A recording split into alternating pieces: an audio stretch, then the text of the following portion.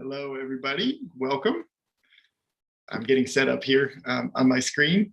Welcome to everybody. I see a bunch of folks here. My Magoosh students, welcome on Zoom. Hi, Elaha, welcome. And as always, we are also streaming this out there on YouTube for some folks to look in on what all of you Magoosh students are doing here in the class, and also to give you a chance to participate as well. Hi, Janam, welcome. Yeah, please, if this is your first class, welcome to you in particular, and feel free to use the chat feature there to communicate throughout the class.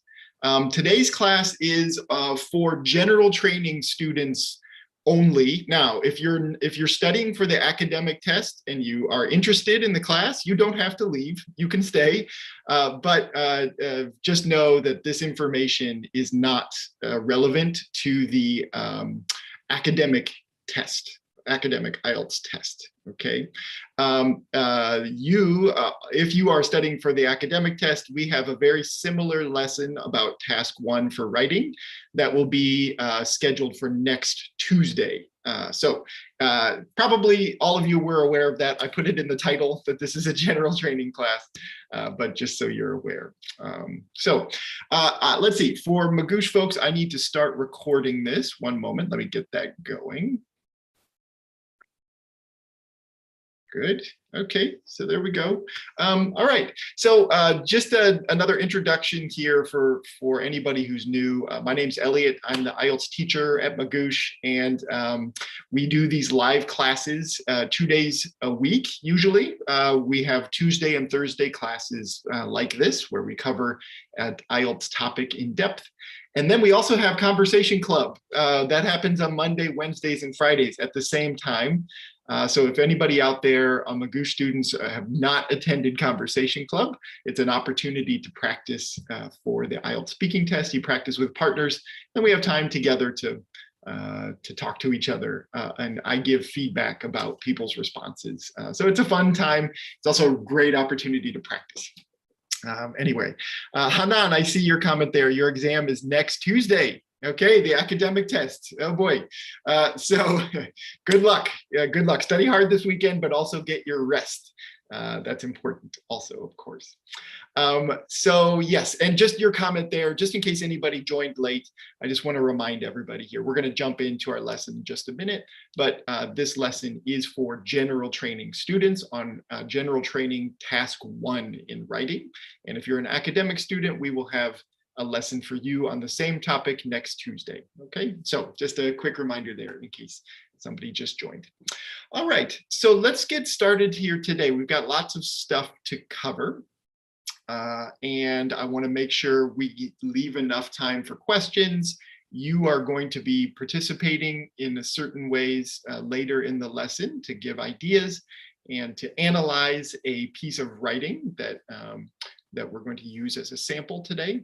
So lots to do. I don't want to take a lot of time with my introduction here. I want to jump in and get into the topic today. All right, so general training task 1. I assume most of you have some background knowledge in it, but just to start from the beginning very quickly, general training task 1 is kind of an unusual exam exercise, probably something you have not done on other exams before, and that is to write a letter. And IELTS is going to give you a prompt that includes things that you are supposed to write about. We'll also tell you who you are supposed to write to, and it's going to give you the general purpose of the letter. It's going to tell you why you are writing this letter. Okay, so it's kind of a strange activity, right? When you think about it, you are given a situation where you need to come up with a letter to someone you don't know necessarily, and you have to imagine how to fill in details related to what IELTS wants you to do. It's a really kind of unique thing. It takes a little bit of imagination, and it takes some creativity, but it also takes language skill and strategy as well. And so that's what we're going to talk about today, is what are the things that you need to learn in order to organize your essays well, and to make sure your language is meeting the requirements so that you can score as high as you possibly can. And so we're going to begin here a little bit with some very background, some overview, some things that might be review. I want to go through them quickly just so we are all thinking about the same things. And then we want to go more in depth and look at some sample writing to analyze the good pieces of a very strong IELTS Task 1 letter, okay? And in particular, one that is responding to a prompt that we're all going to think about together, okay? So that's going to be a main learning exercise. And then if we have time at the end, I hope we have time, I'm going to ask you to take a look at a sample question and do a little work with it to think about how you would respond to it. Okay, so we got to make sure we save enough time for that if possible. I'm going to try to get through there. Okay, all right, let's get started. Let's get going. So you're probably aware, I'm going to put this up here. We're not going to spend a lot of time on this, but in my view, there are two main types of IELTS letters. Okay, some people categorize 3 types. I think it's more useful to have just 2 categories. And the first category, as you're probably aware, formal letters, right? These are letters, generally, the way to identify a formal letter most of the time is that you're going to be asked to write to someone you don't know, okay? And often that person is somebody in an official position of some kind. They might work for the local government. They might be somebody at your work, so you know them a little bit, but maybe the relationship is very formal. Anyway, it's not going to be somebody in your family. It's not going to be a friend. It's going to be someone with whom you don't have a very close relationship, okay? And the typical types of letters that you have to write for these formal letters are letters of inquiry, okay? You're asking questions, you are asking for information. You're going to request something. You're going to make a complaint about something, okay? You're going to recommend something or give a suggestion, recommendations and suggestions are quite similar there. Okay, so these are the main things that you are likely to have to do in a formal letter. Okay, we can talk in a moment about how to prepare for these types of situations. Okay, now some people say there's like a semi-formal letter. I suppose that's true, but in my view, the semi-formal and the formal are not really all that different. If you kind of don't know somebody and you're not really close with them, you're not a close friend or family member, then we should treat those letters pretty much the same, that they are formal, considered sort of formal letters. The informal at the bottom, okay, there you're going to make a request of a family member, a friend, somebody you know really well. You could invite someone to do something. You can thank someone for doing something, or you can give a suggestion to a friend. Those are common topics that come up for informal letters, okay? So just an overview of the kinds of things you might need to respond to here. Okay, so then there are all kinds of there's all kinds of advice out there that is aiming towards trying to give you the basic strategies that you need to respond to these letters. Okay, now, if my Magoosh students there, we have videos on this, as you may have seen already. We've got video lessons in our product that you can use to think about how to organize your letters. You've probably looked on YouTube and other places as well for some advice on how to strategize. Now, we're going to talk about some of these things in this class, but we're going to focus on a few. I don't want to go over the general stuff because you all can go to your Magoosh lessons and get a lot of that stuff. I don't want to use this live class time to go over the super basic stuff, okay? I do want to use the time to think practically about some of the most important stuff. So that's what we're going to get to in a minute.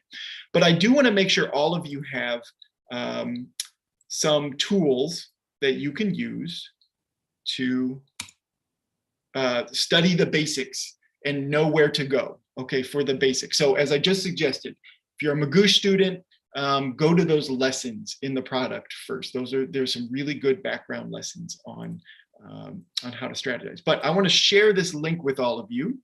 As usual, we have a document here. I'm going to share this on YouTube as well. I hope you can all get in there. Yes, I see people getting in. That's good. I've had a problem with that recently, sharing documents and not actually sharing the permissions. So in this, I've got the resources that we're going to talk about in just a moment. Yeah, Hamna, are the Magoosh student lessons enough? They're good for understanding the strategy and the approach that you need. Yes, you're going to get a lot of what you need from those lessons themselves. And so, yes, they are enough in a way, but what we want to do here today is to go in and think about some of the concepts, pull out some of the key or the more difficult concepts in those lessons and give some extra time with them and even practice a little bit with them. Yes, so I think the Magoosh lessons are going to get you to a place where you can understand the strategies and put them to use. But I also here on what you see on the screen here, I've got up here at the top, you can ignore this part at the bottom for now. This is related to something an exercise I'm going to suggest you do later.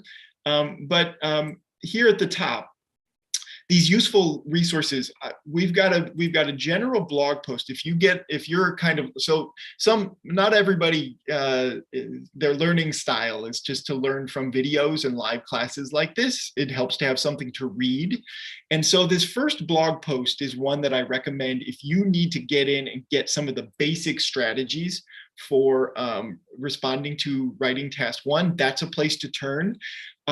Also, I love this second one here from IELTS. They put out a really nice very basic guide to general training task 1, and it's really great. And I highly recommend that you look at that.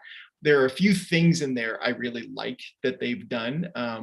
They put some examples of very useful formal and informal language that you could probably use in your own letters. They've got a nice table with that information. They give a really clear description of some of the background strategy that you need and what they're looking for as they grade. Okay, so I think these first two resources, if you're somebody who likes to read instead of watching videos, I think, or if you want something to complement the videos you're watching, I think those two ones are really good to start with, really good, or even to go back and review if you want to. And then this third one here, this is related to the first one, but it has, this is a link that contains some of the content that we're going to talk about later in the class, some of the sample essays. And so I put that there just so you can see on the blog later and refer to it later. Okay. So anyway, these are I want you to have this list of resources here. And again, we're going to talk in depth today about some of the pieces of the overall picture, but if you need to start from the beginning or if you want to review some of the basics, those are places I would recommend to go because they contain really good information. Okay, good. All right, so everybody's got the resource document there. That's great. Let's get back into our lesson here. All right, so let's start with thinking about some sample questions here, and then we're going to dive pretty deeply into thinking about how to respond to these questions and some of the things you ought to be trying to do in your own letters so that you can score as well as you possibly can. All right, so let's think about this. Here's a prompt to begin. All right, so we're all looking at this here. You recently read about a volunteer opportunity overseas. Write a letter to ask about applying. In your letter, you're supposed to discuss what you know about the program, explain why you are interested in the opportunity, and describe what skills you would bring to the position. Okay, and so as always with these letters, you need to write at least 150 words.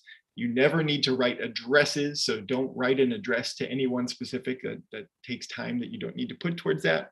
And they often tell you how to begin your letter. Okay, so dear so-and-so, dear Mr. Smith, or dear Mrs. whatever, Mrs. Smith.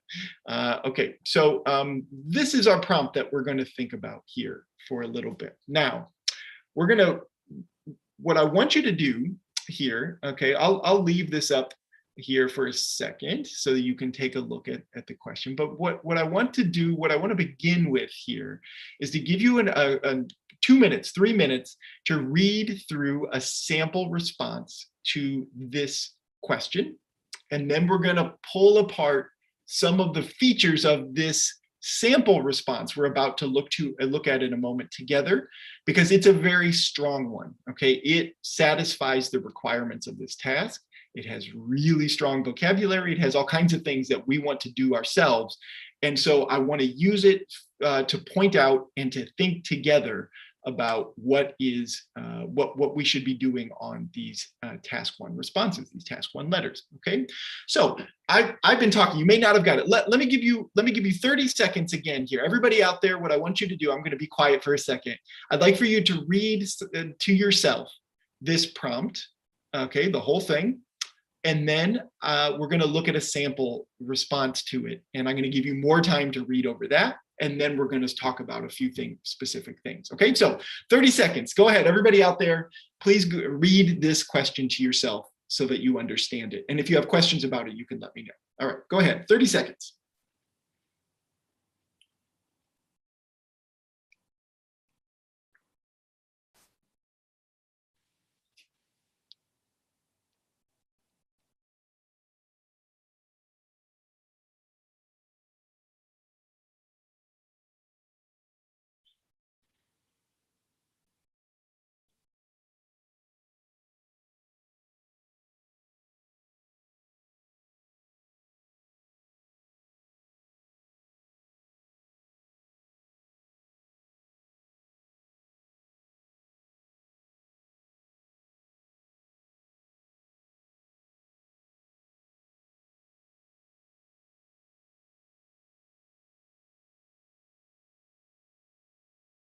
Good.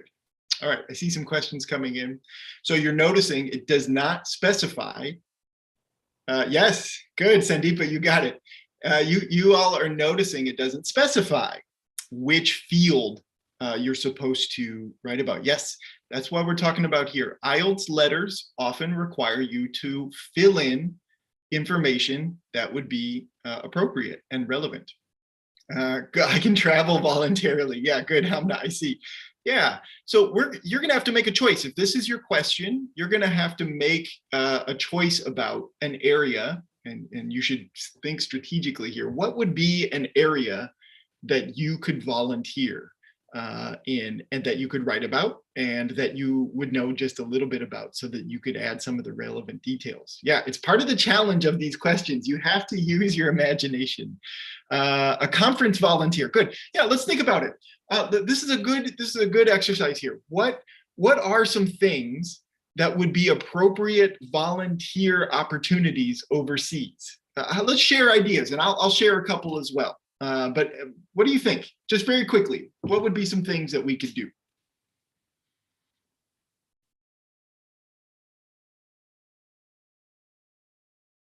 Good. If I know nothing, I should write about whatever I think. Medical assistant. Okay, good. Hamna, medical assistant. Good. There could be something related to medicine. Good. An intern job. Okay.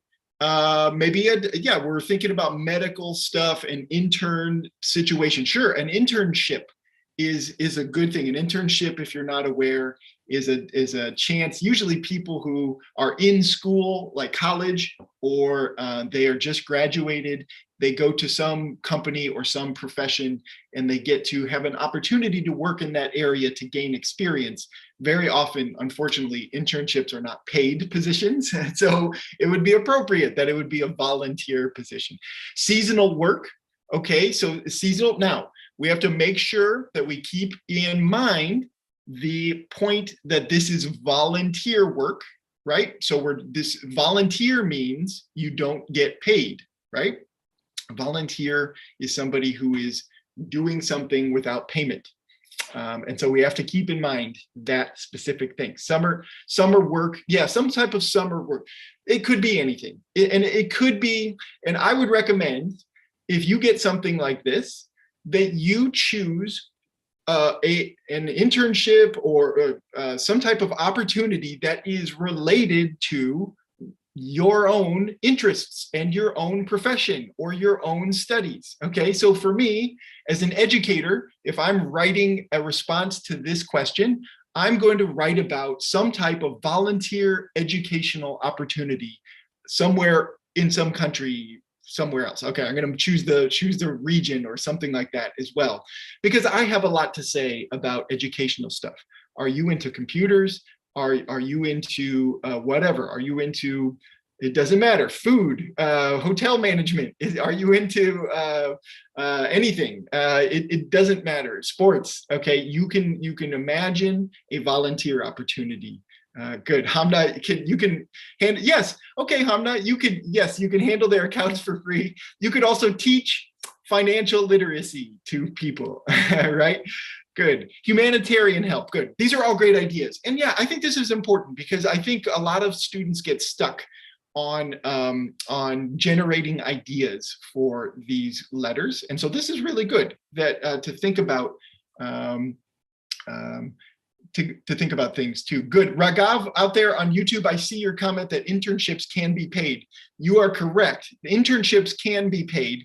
I think what we're focusing on here is that for this question, we need a volunteer opportunity, which is not paid. Okay, volunteer is definitely not paid. So if it's an internship, we have to imagine that it is a volunteer situation that you're not going to be paid. Okay, good. All right, I hope you've got some ideas here. Again, my recommendation, go with what you know. Okay, so if you can possibly write about an area with which you are familiar, that's what you should do, because you're going to have the most to say about it. Okay, all right, let's see now. Let's see what someone did to respond to this question. Okay, I want to give you now a couple more minutes here. Let's how long should I give you? I want to take time. I want you to not rush through this. I want you to think about this the first time through. So I'm going to set a timer for 3 minutes. Okay, and I would like for all of you out there to read through this sample response and take it in. Just read through carefully, see how they responded to the question, and then we're going to use it to talk about some important things for task 1. Okay, so go ahead. I'm gonna set my timer here. Go ahead and read this, what you see on the screen.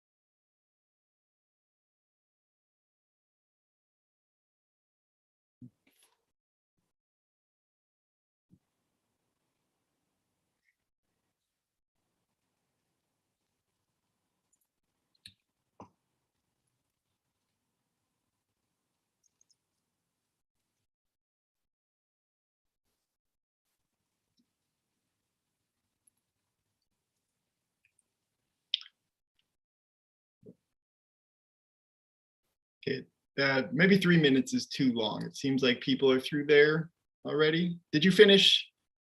Did folks finish reading it already? Yeah, good. All right. Okay, yeah, so it's enough time. Yes. Okay. So I chose this letter because this is a really strong one. Okay. This is really good. You caught the error though. Good. I need to fix that. This actually, this letter is on our blog. And so, your eagle eyes, we say you caught the typo. That's good. So we'll go back and fix that soon. But this is a strong essay for this particular question. Yeah. Good. So, let's take a look at this now. I want to think about some very specific things you all are noticing. I see comments in here in the chat about how you think this letter is really strong. It is. This is a 9. This is 100% a 9-band response. Okay, so we want to look at this closely to think about what is so good about it that you can emulate, that you can also do in your writing. Okay, now. Rachel has extremely strong English language skills. Okay, we can see that. Maybe your English skills are not quite to that level. Okay, that's something that you might be working on. That's something that you're developing with your vocabulary and all of that every day. But there are things that you can do to get your letters to look a lot like this one that you see that is so strong. Okay, yeah, and Daniel, I see your question there.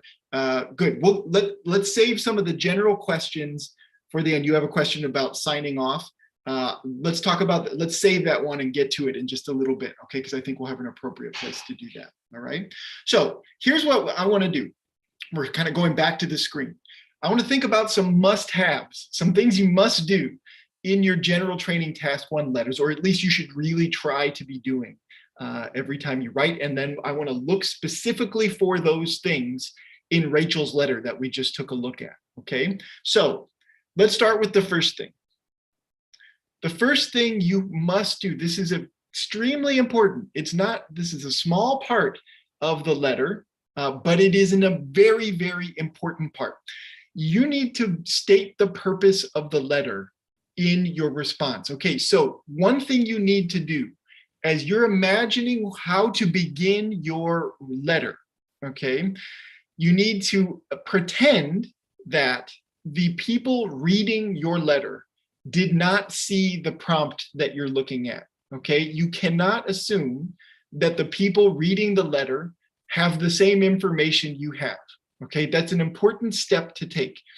It sounds obvious, but I think when I read a lot of student letters, it feels to me like they're writing as though the person reading has a lot of background information on the topic. Now, of course they do. Your graders can see your prompt and they know it well. They've probably graded thousands of essays related to the same prompt. Okay, so they do have that information. But to score well, you need to explain at the very beginning of your letter the purpose, why you are writing. Okay, so where do we look for that? Oops, let me back up a little bit. Okay, we look for that information here, up at the top. And as you might guess, if you've come to any of my lessons here in the past, what we need to do with this prompt information, is to rework it in a way that that makes sense within your letter, okay, that states the purpose of the letter, and you need to do as much as you can to paraphrase the language that's here, to not borrow or recycle words and phrases. Now, you can't often it's impossible to completely replace or borrow 100% of the language from the prompt. That's okay. You would need to be doing as much of that as you possibly can. Okay, and also then, while we're talking about paraphrasing, you need to try to do the same thing for these bullet points that come later. Okay, so let's take a look at this. So we have, as we talked about earlier, you recently read about a volunteer opportunity overseas. Write a letter to ask about applying in your, write a letter to ask about applying. Okay, somebody pointed out, this might seem obvious, but what is the purpose? What the reason we are writing this letter is what? Who can put it in the chat? Fill in that question for me. Why are we writing this letter? What's the why?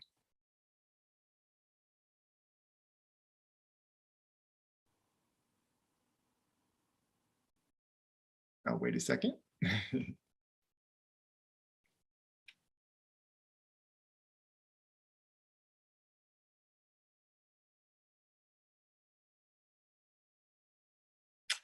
Okay.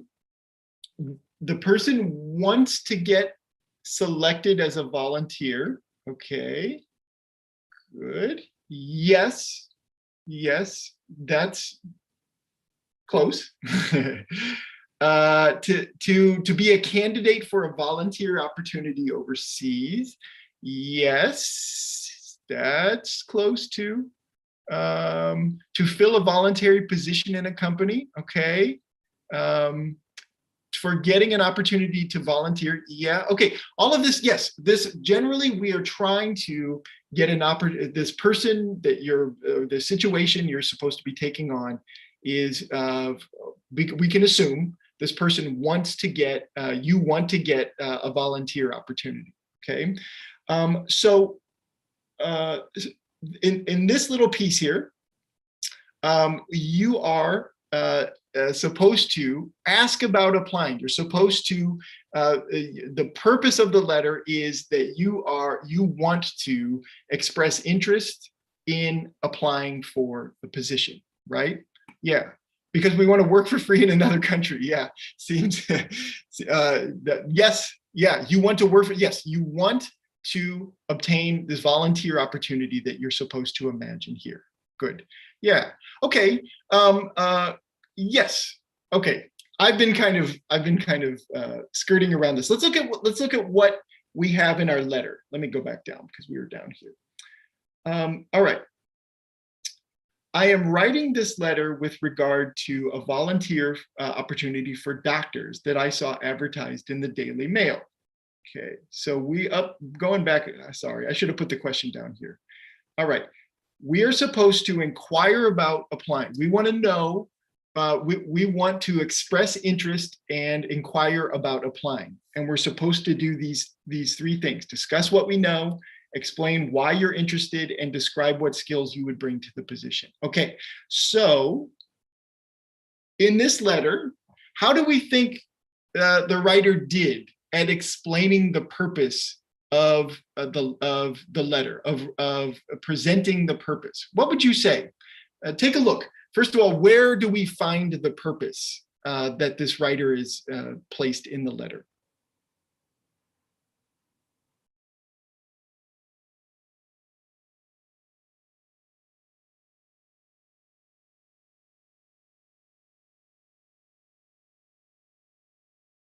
It's that first sentence, right? The first sentence gives it to us. So I'm writing this letter with regard to volunteer opportunity for doctors I saw advertised in the Daily Mail. Okay, so the purpose here is stated. Now even though we've already said this is a strong letter, is there anything we could maybe add here to make this even stronger? What do you all think? I guess that was my original question, and I was kind of dancing around it. I apologize if I'm being vague.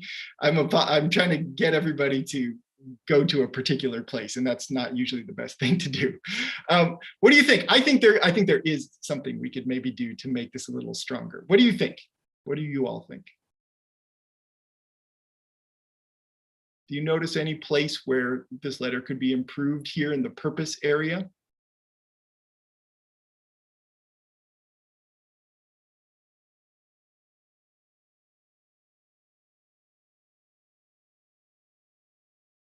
All right. Yeah, sorry. Put the date. I'm after something else. I apologize. I'm being really vague. I'll just tell you on this one. So this statement is good. This first the purpose statement is pretty good. So I'm writing this letter with regard to the volunteer opportunity for doctors I saw advertised in the Daily Mail. Okay, now we know later in the letter that the writer does a good job of presenting qualifications and background and reasons why they're interested, all those things they're supposed to write about from the prompt. But I think we could make this first one even stronger by stating much more clearly and directly that you, the writer, are interested in taking on this role. So they've mentioned that this is what they noticed in the Daily Mail, but I think we could go even further to say something like, I'm writing with this letter regard to the volunteer opportunities for doctors I saw advertised in the Daily Mail. I'd like to express my strong interest in applying for this position, and I'd like to let you know what strengths I would bring and what strengths and interests I would bring to the role. Okay, something like this. Okay, so that fulfills what I was trying to get to back here with our purpose of the letter, asking about applying, right? So we are supposed to express interest in applying for the role. And we do that in a way in this letter, yes, that becomes clear later on. But if I were coaching Rachel here, I'd say, let's go just one step further and make sure that we're fulfilling that prompt completely by expressing that we're interested in applying for the role. Yeah, good. Okay, so Hamna, I see you have said there, I'm really interested in this opportunity because I can fulfill all the requirements. I think that's great. Yes, that's what I'm getting at here, that we should really do what we can to honor the purpose of the letter stated here, okay? And to focus on that directly, because that is something, that first paragraph that you write in these letters is really, really important. And they're looking for how well you can paraphrase and recognize what the letter is asking, what the letter prompt is asking for you to do, and to state that as clearly as possible in your letter, okay? So again, even though Rachel's letter is extremely strong on stating the purpose and in general, fulfilling all the requirements, I think I would coach to do that a little better in this first paragraph, okay? Does that make sense? Sorry, I asked a bunch of questions and I was getting some blank time in the chat room, and I apologize for that. But that's what I was getting after this whole time. Daniel, your question there, could I have said in regards to instead of with regards? In regards, let me see. I'm writing this letter in regards to, yes, you can. Yes, that's fine. I'm writing letter in regards to or with regards to are perfectly fine. Yeah, good question. Oh boy, you can probably hear my dog barking down there. She must see somebody outside. Sorry about that if you can hear that. Let's see, what are some other ways we can state it? Hamna, what do you mean? What are some other ways we can state the purpose is your question? And Raphael, yeah, okay. So yeah, you could say a number of things. Let's go back. So we don't want to borrow language here. So I would like to express my strong interest in submitting an application for the role. I'd like to figure out how I can submit an application for the role because I feel like I would be a good fit. These kinds of things would be good. That'd be a good submitting an application. That's a nice collocation that would work really well here. And since our word in the prompt is applying, it counts as a good paraphrase to switch that over to application, and that would be rewarded as a way to restate it there. So that'd be another way. We could think about this more. I want to keep moving here because we've got a bunch to do with this. But if people are interested, we could go back and look at ways to state this. We're going to look at a different prompt in a little bit if we have time, and we can think about restating the purpose there as well. Raphael, can it be regarding? Good question. Let me take a look. I'm writing regarding, yes, you can. I'm writing regarding the volunteer opportunity for doctors I saw advertised. Yes, that's good. That works well. Good. Okay, so restating the purpose, being very accurate and paraphrasing. That's what you need to be trying to do. And all of you are working through, I know that's really hard. All these questions you're asking about, is this grammar correct? That's what's challenging. And that's what they want to see if you can do that. And so these are excellent questions. And this is what you should be working on as you're practicing restating information from the prompt. Okay. Oops, I got too far. Oh, I added an extra one here. Sorry, I didn't do my PowerPoint here correctly. All right, that's okay. All right, secondly, the second point about tone that you see here, okay? So we need to keep a correct tone. I don't think we need to spend as much time on this one. So it's this letter is a formal letter, right? We're writing to somebody we don't know, okay? So let's take a look at the tone. What are some elements in here? I think the tone in this letter is really fantastic, right? What are some elements? There's some obvious things, like the writer said, dear sir or madame, right? Dear sir, madame, that's a good way to start. In a formal letter, great. But looking down in the body of the letter then, what are some things you notice here that make this letter appropriately formal? Right? The language is formal. Can you point to something specific? There are a number of things. Yeah, Raphael, tone, yeah, good question. Tone is formal, that this is formal language. So a tone that is informal, like when you're talking to your best friend, you don't use language that is very formal, probably. You use, you use certain phrases and words that you would not use with your boss, right? Now, I'm not talking about like really bad things like swear words or other things like that. I'm talking about being less precise and less polite and less, when you're with your friends, you don't need to worry about, offending them, or you're not asking them about things that might be like really sensitive. If you're writing your boss to ask about, making a big change at work, you're going to want to be really cautious about how you say things. You don't want to be too direct or too forceful with your recommendations there. That's what we're talking about with tone, okay? And one thing that they're looking for on IELTS is that your tone is correct for the style of letter that you're using. And often that comes down to the type of language that we use. So that's what I'm asking folks to look at. What kinds of things make this letter strong in terms of tone, okay?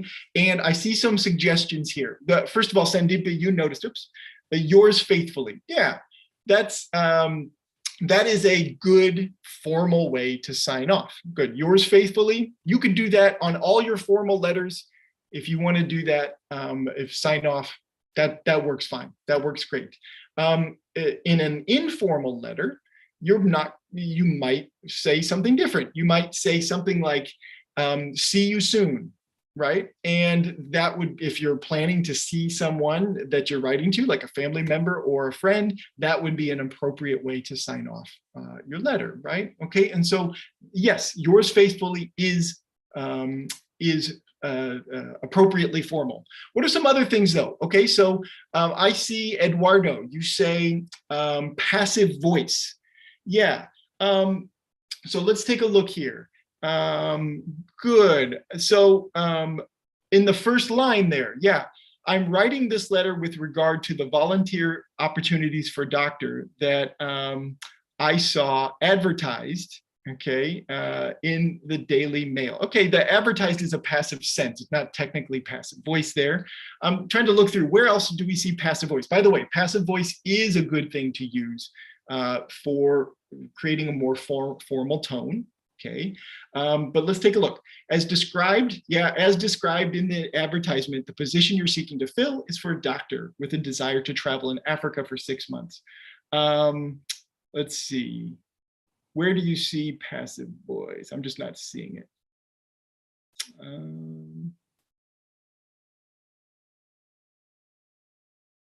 Yeah, passive voice is good. I'm not saying, I see some passive descriptive adjectives there, but I'm not seeing passive voice, words like described. Yes, good.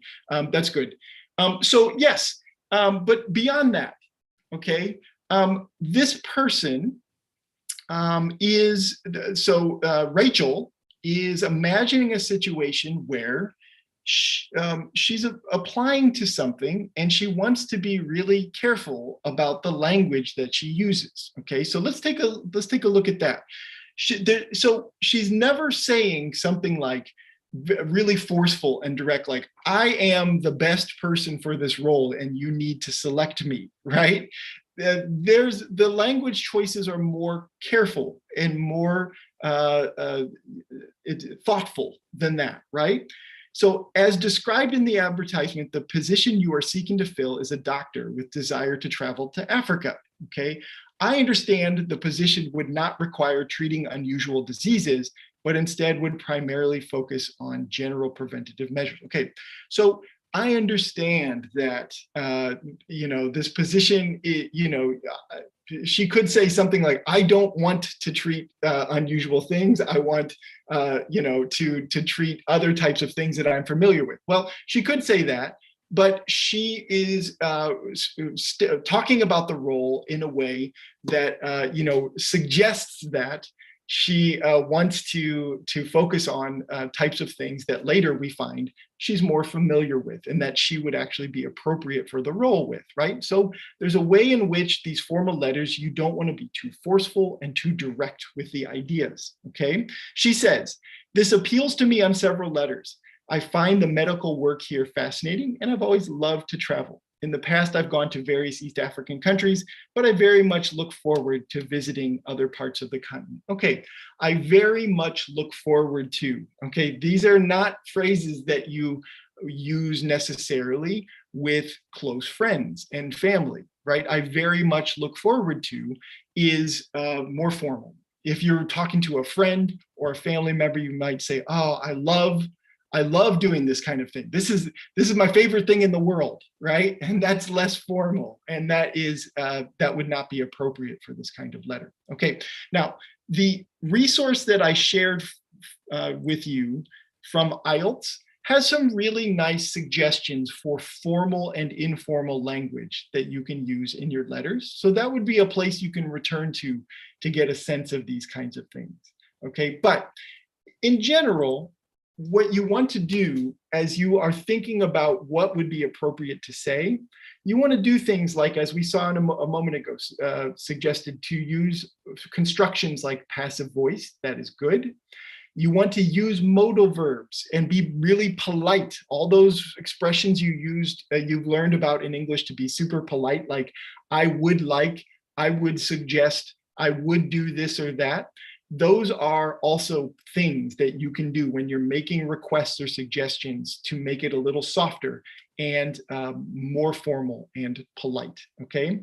Because one of the general things you want to avoid in these letters is to be really forceful and pushy, and you don't want to express really super strong opinions that aren't presented in a very thoughtful way. IELTS is looking for that. Okay, now what do you think about that in general, whether or not that's a good thing to do in life and in general? That's not necessarily important on IELTS. You're supposed to show that you can write about things carefully and in that way. A neutral tone, yes, and Deepa, yeah, good. Okay. All right, the third point there, discussing with detail the bullet points contained in the question, okay? So Rachel does a really nice job with this here, right?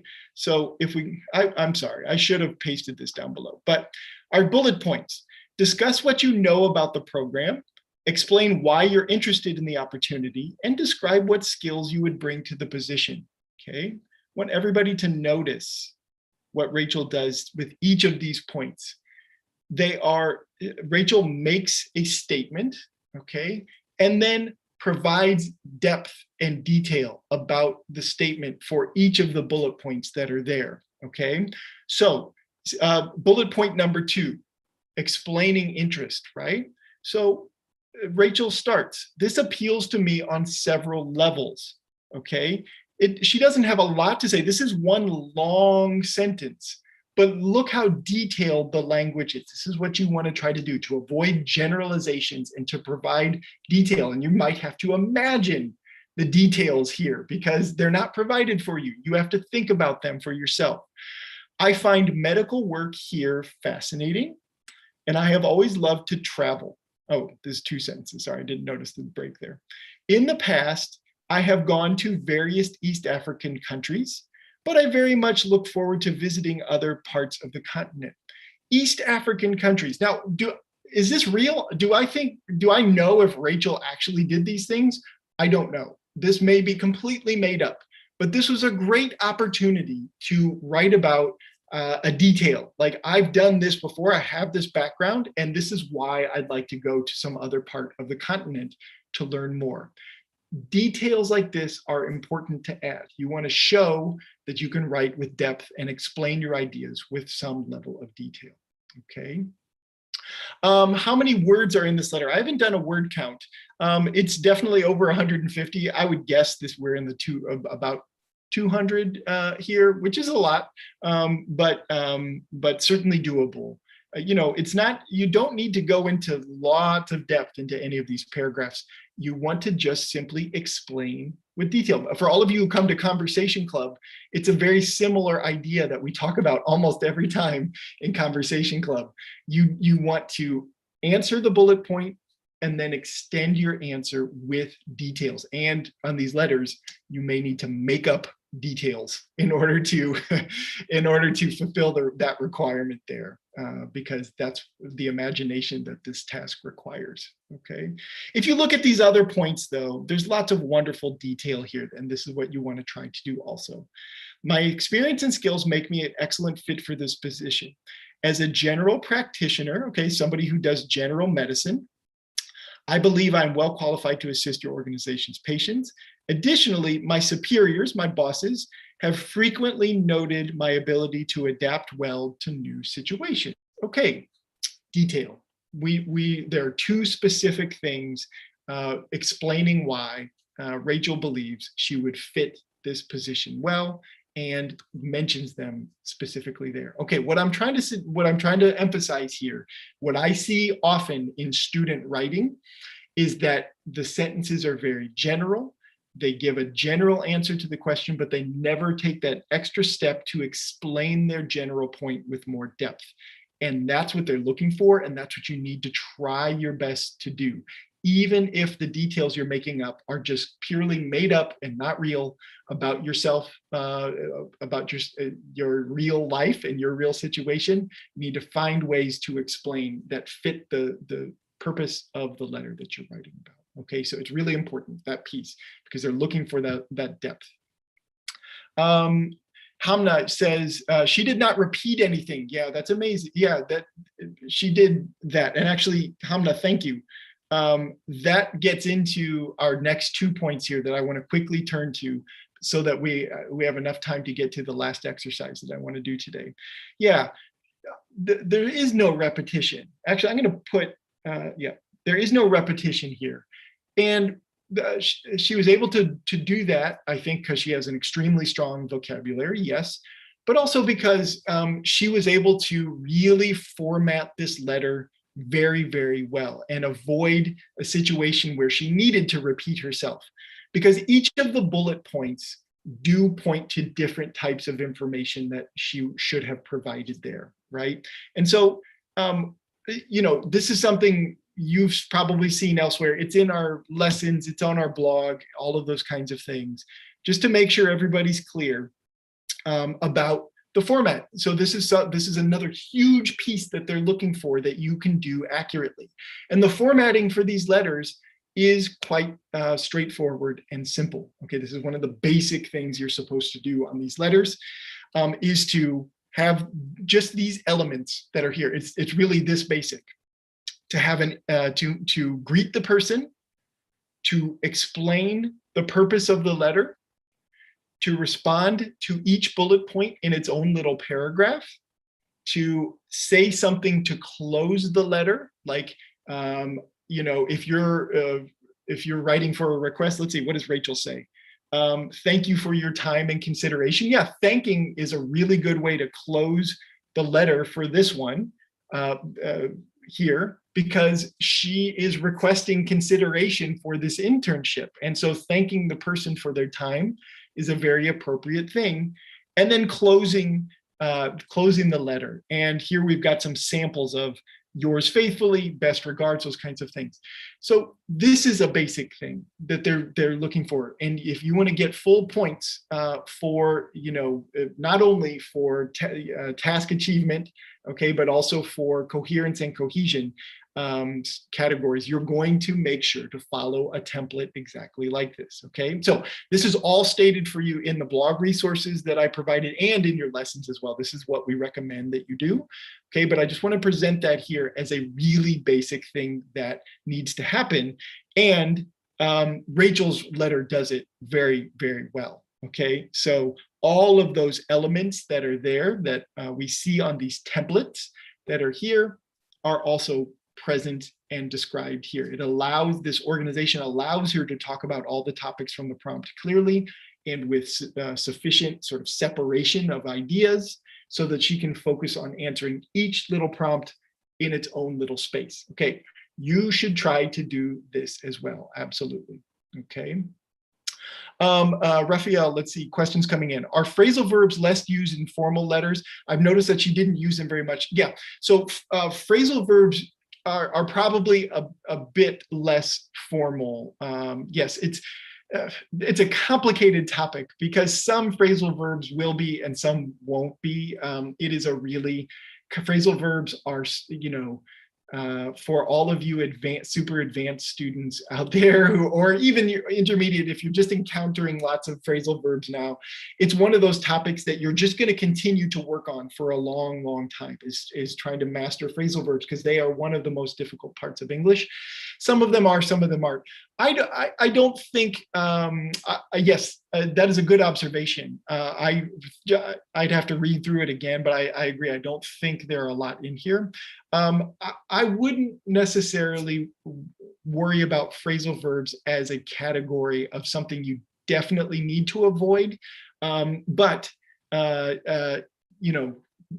yes, they don't appear very much here. That is a good point. But more problematic things are informal usage of certain verbs, especially like contractions. They're looking for like, it's more formal in English to say cannot instead of can't, okay?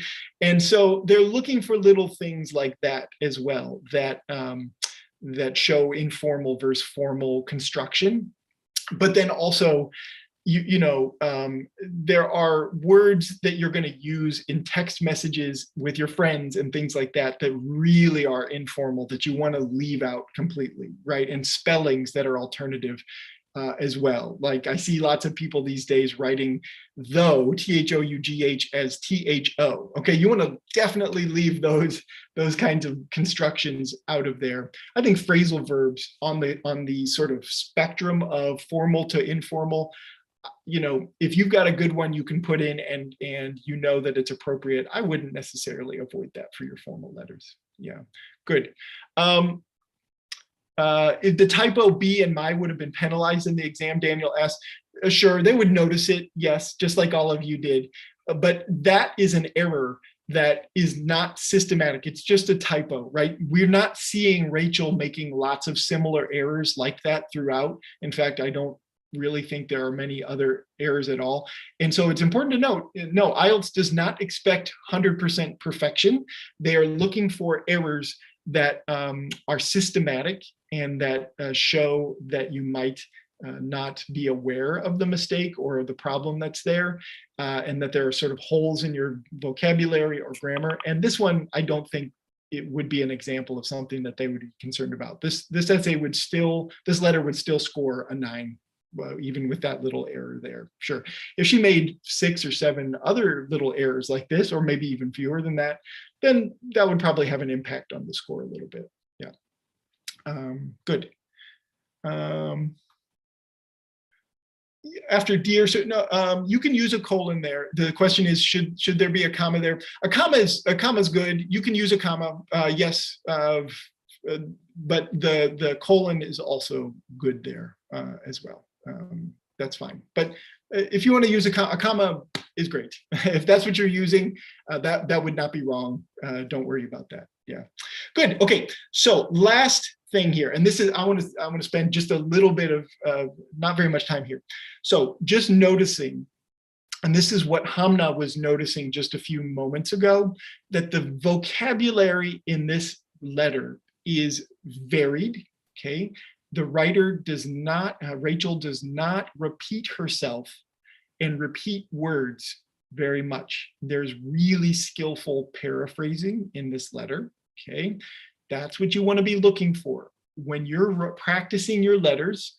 Are you recycling vocabulary throughout? Okay, now if you need to do that on test day because you don't have language to replace or to paraphrase, you do your best that you can. But all of you out there, except for who is it out there? I can't remember whose test is on Tuesday. You don't have much time left, but all of you, even so, I shouldn't even say that because even you have a little bit of time here to work on some things. But all of you who are practicing, when you're writing your letters, you're going to take the time afterwards to go back through and look for vocabulary words that you are repeating from the question itself, but also just words that you're finding yourself repeating throughout the letters. This is a really important thing that has a major impact on your lexical resource score, your redundancy. If you have redundancy, you're repeating yourself, phrases and words too many places, okay? So this letter is really skillful at avoiding redundancy and paraphrasing language from the question, and that's what your goal ought to be as well. What's the fix for that? The fix is to work on your vocabulary, but also to take these letters and to think about and find and research and just ask around or think, take a moment to think. Like when you've got only 20 minutes to write, you don't have a lot of time to think. But if you have an hour afterwards or the next day or 2 days later to go back and analyze what's there, you can maybe think creatively about some new ways to say things. And that process of review is a really powerful learning opportunity for all of you out there. Okay. Now, of course, your vocabulary is supposed to be accurate and appropriate for the task. Okay. And so that's something you want to really be looking for in your own writing. Okay. Good use of collocation as well. Yes, Sandeepa, agreed. There are some really strong collocations in this one. So for example, yeah, this phrase we all focused on earlier, writing this letter with regard to. I loved how you all found some different ways to think about that phrase in regards to, regarding, okay, all of those things. Yeah, but this with regards to is a collocation, and it's a good one to learn because you could use that in your own letter, and it would be, especially a formal letter, it would be a nice phrase to include in that first section there. Okay, yeah, Gandali, what is a collocation? A collocation is, so every language does this, but English is especially this way, that there are certain words that simply go together. Okay, so phrases that you can learn where the words are combinations that are standard and regular. And what happens is when people whose first language is not English, when they're learning certain words and phrases, typically you might translate phrases from your own language, and they often have different combinations than you're going to find in English. So it's kind of like studying vocabulary in English, but you are studying whole phrases and the way that words combine with each other. I have a resource, it's kind of like a dictionary for collocations. And I can't remember the exact URL of that. I can look that up. I can add that to our resource list here, and so that you can have that sort of dictionary of collocations. You can actually look up words, and it will give you the different collocations that go with that particular word. It's a nice thing to use as you're sort of analyzing your own writing. Okay, yeah. So Hamna gives it like rich. Yeah, so things like yeah, of course. Let me think of a good one. We would say something like Oh boy, restore. Oh, thank you. I'm so deeply into task one here. I'm having a hard time turning on my grammar brain. Yeah, Hamna is on it right now. Acclimatize to something.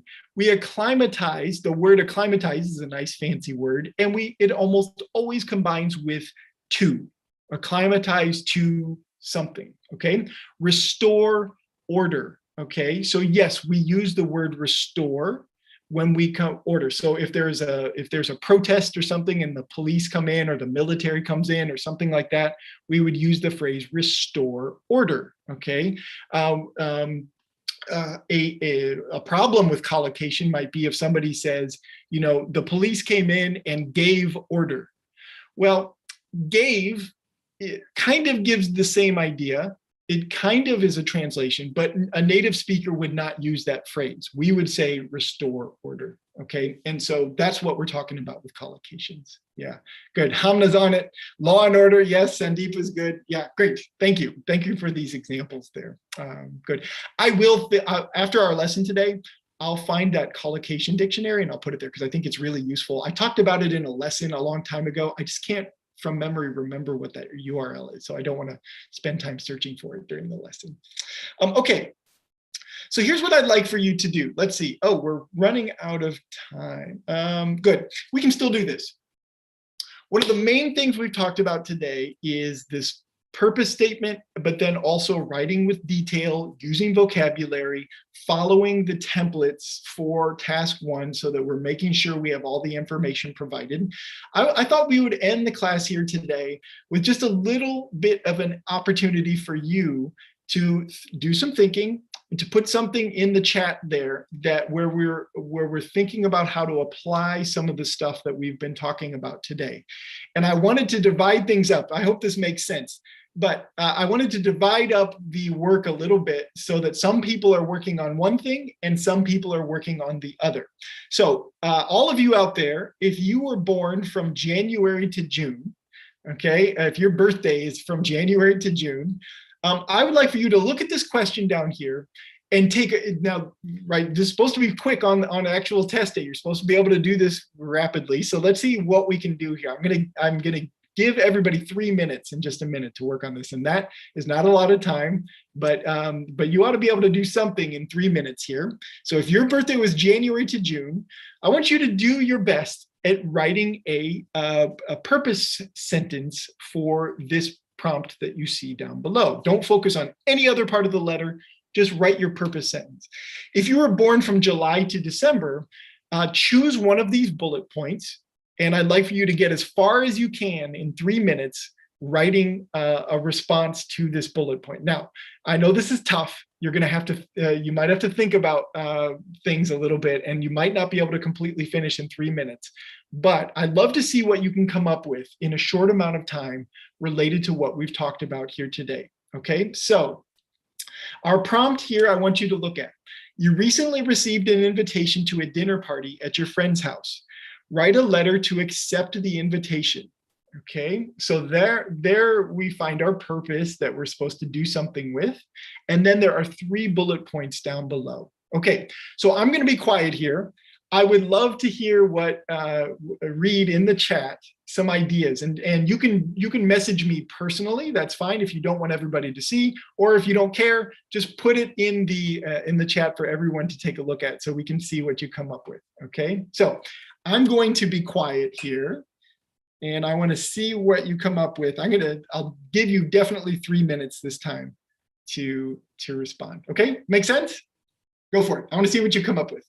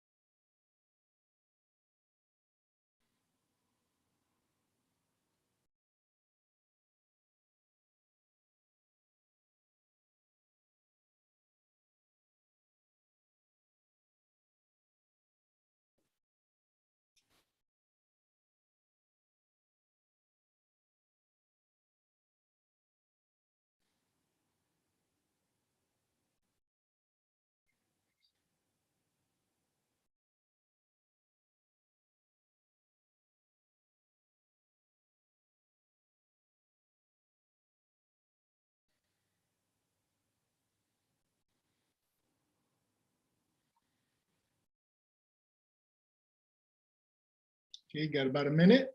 See some responses coming in.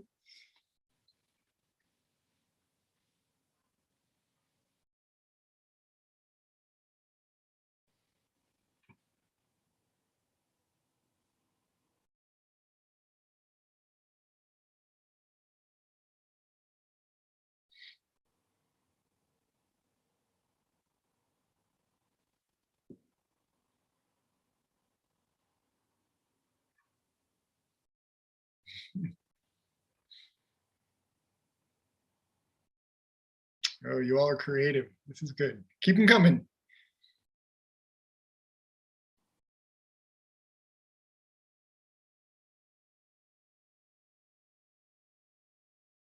Good. Okay.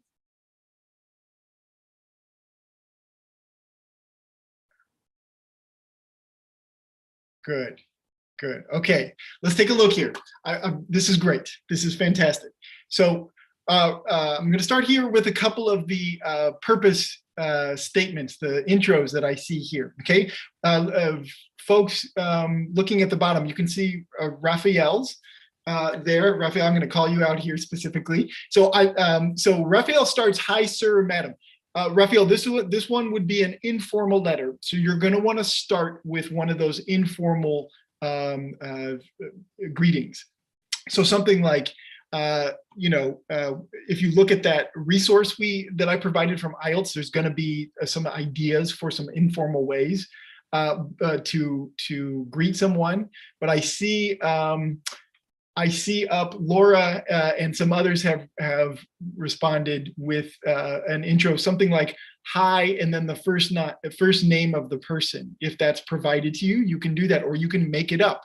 You can say, "Hi, Megan," or "Hi, Steve," and then, or "Hi, whatever," and put a comma, and that would be a perfectly fine way to respond to this one. It would be appropriate because I think we can assume you know this person pretty well.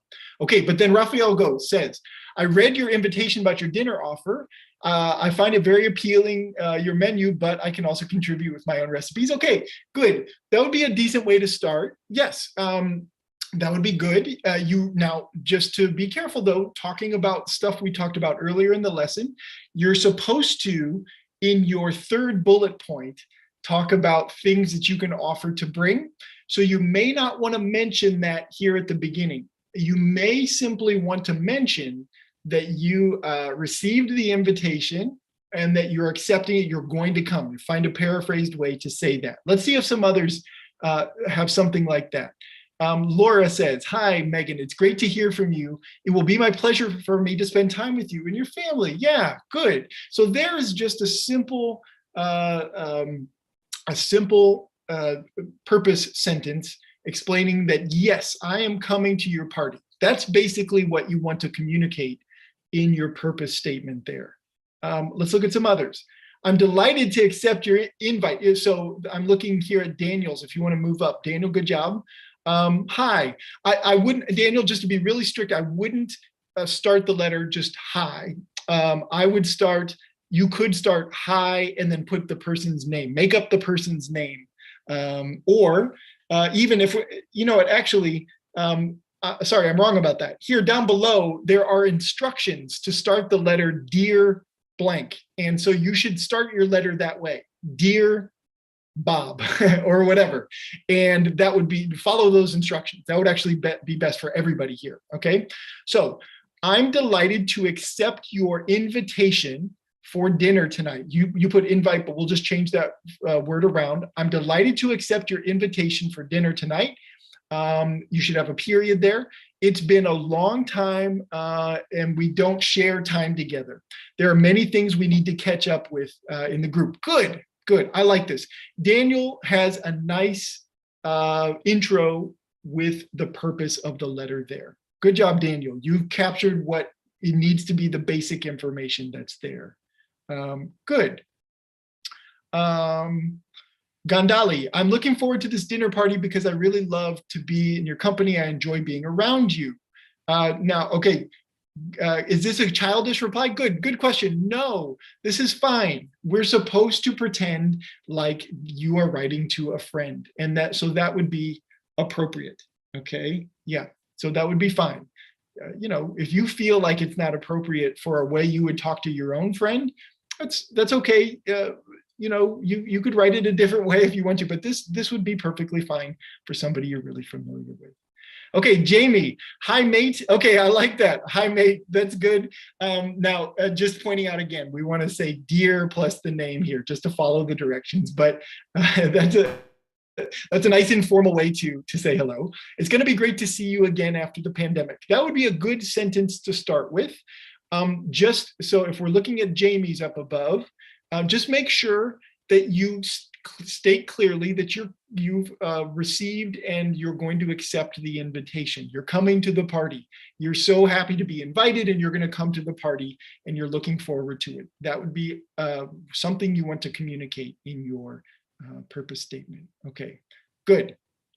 Now, I saw some people who responded to some bullet points, like Eduardo, if you scroll through the comments there. And then I'd like to take some rolls, some cheese rolls, we would say. Some cheese rolls I've cooked today. I think you guys will delight, so we would say, I think you guys will be delighted with it and you don't need to pay me back. I like that. Good. I like those details. The cheese, so the detail there, everybody, is the cheese rolls, okay? So Eduardo's made that up, okay? Or Eduardo, maybe your cheese rolls are famous and everybody loves them, but I love that detail. Eduardo could have said, I'll bring some food, okay? But it's better to be detailed. It's better to say something specific like that to show off your language a little bit, okay? So I love that detail. Eduardo is gonna bring cheese rolls and he's so kind because his friends don't need to pay him back. Good job. I love that, Eduardo. Good. Okay, I see some great stuff here. Let's see, Raphael's question. I can also contribute with my own recipes, an indirect way to accept. Oh, good question, Eduardo. Let me take a look. Raphael, I'm sorry. Yeah. Good question. So Raphael is asking, in Raphael's response, if people want to scroll to that in the chat, it says, I've read your invitation about your dinner offer. I find it appealing, your menu, but I can also contribute with my own recipes. Yeah, that suggests that you're coming. And that's good, but I would recommend that you, in that first sentence of the purpose statement that you have, now, I may have misunderstood. Maybe you're responding to one of the bullet points. And if that's the case, I apologize. But I thought that this was, yeah, because you're starting, hello, sir, madam. So yeah, I think it's a little better, Raphael, to state directly that you're coming to the party, that you are coming, you've accepted the invitation, and that you're going to show up, kind of thing. Instead of suggesting that you can bring your own thing. That does imply that you're coming. I think it's better to say things really directly in these letters to make it clear you understood the purpose of the letter and what you're required to do in the letter there. Okay, I hope that makes sense there. Hamna, hi Julia, I got your invite. So Hamna, you should say, hi Julia. I got your invitation about the dinner party. I cannot wait to see you after a long time. Good. Yes, that is a nice paraphrased way of saying I'm coming. Okay, I can't wait to see you after a long time, and that's informal, and that would fit the purpose of this letter well. Good. Okay, everybody, we are over time here. I want to finish here on one quick suggestion, and this is in your. Actually, I'm just going to put up the document here that I shared earlier. In case somebody wasn't here earlier, I'll share it again, just so we have it here. One moment. There we go. And I'll share it out here on YouTube as well for anybody still with us there. So at the bottom, this is a kind of exercise I recommend. So all of you got your Magoosh practice. You can maybe submit an essay for grading as well, get some feedback. But there's other ways you can practice for task one that are really useful. And I'm just going to make a recommendation here. So IELTS puts out a bunch of official questions on their site, and they also have some samples where students respond to things. And I think it's a good thing to go in and practice and take a look at what other people do. Now, in this lesson, we've looked at some really, some strong essay response, or sorry, letter response to the question, a band 9. I think even though that is very useful to have, it's also useful to take a look at some other folks who are scoring a little bit lower to see what they're doing and to look at maybe why they are not getting the higher scores. It's useful because you can take that analysis and apply it to your own writing to think things through. Now, you don't want to duplicate language errors and things like that. I get that. So some people get a little worried about looking at examples that are not really good. I still think it's strong, especially when you go to the official site and you see how those letters were scored, so that you know, you have a good sense of it and what they were looking at as they scored them. So I put a link to some sample responses that IELTS puts out. You may have seen them before, but if not, I think it'd be good, really good practice to take a look at them. You could even, if you want to take it a step further, you could look at the questions and write your own response first as practice, and then look at the sample responses that IELTS provides there on those pages. And compare what you have with what's there. That could be a good practice activity. Okay, so some questions to ask yourself: what are some strengths and weaknesses of the sample essays or letters, and what specific changes would you make to improve them?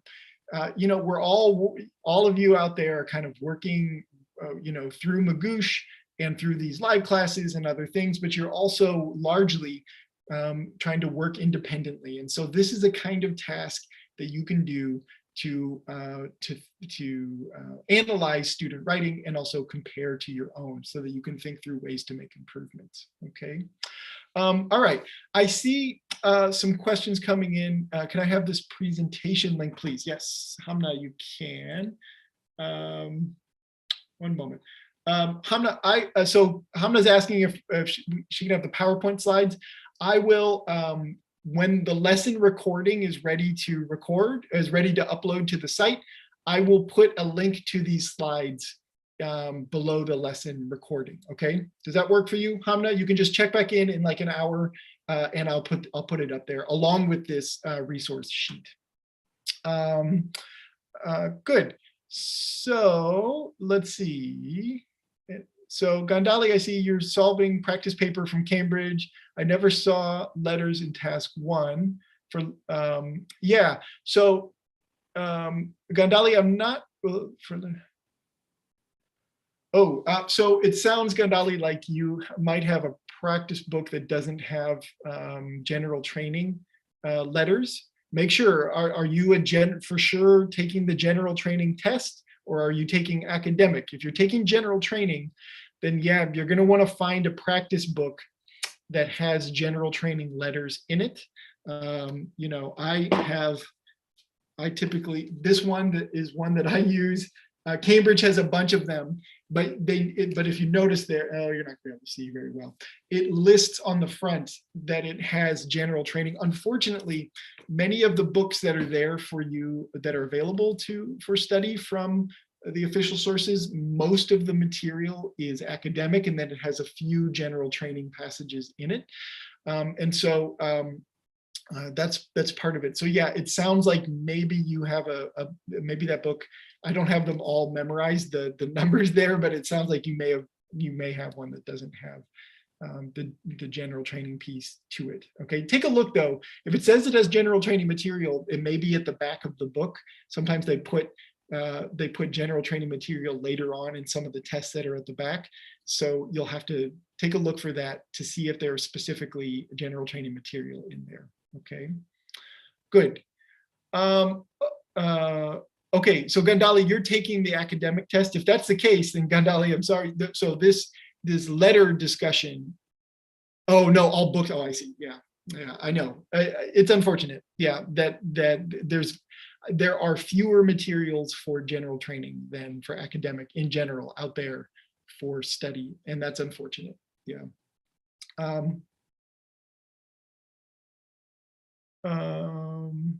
Good. Okay, good. So I'm seeing some questions come in about timing of the classes. Yeah, these classes are we have to run them at this specific time for everybody, but there are recordings that we put on your dashboard. So unfortunately, at the moment, we can't change the time of these classes. We try to do this time because it fits most of our student schedules, but we also put those recordings out there so people can view if they can't attend at a specific time. So right now, I'm sorry, we can't change the timing.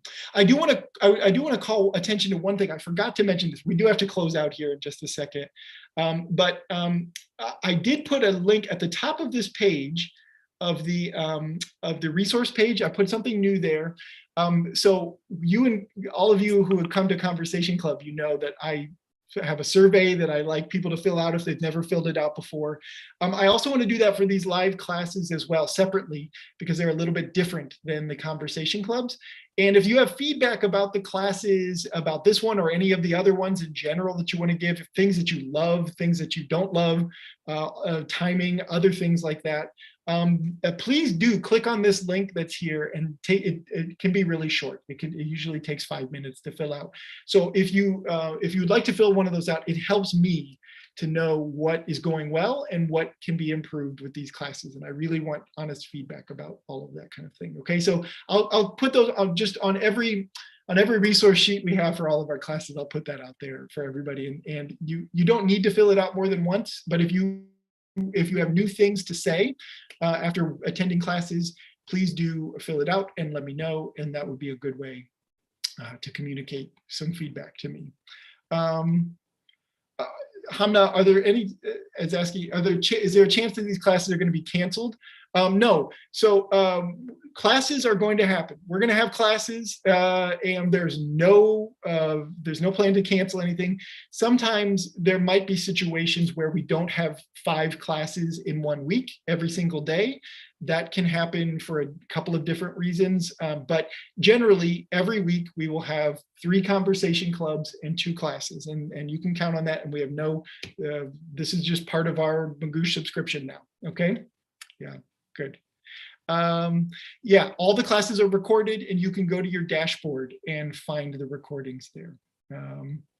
Hi, sir. I have a question. Can you please check the chat? Yeah, let's see.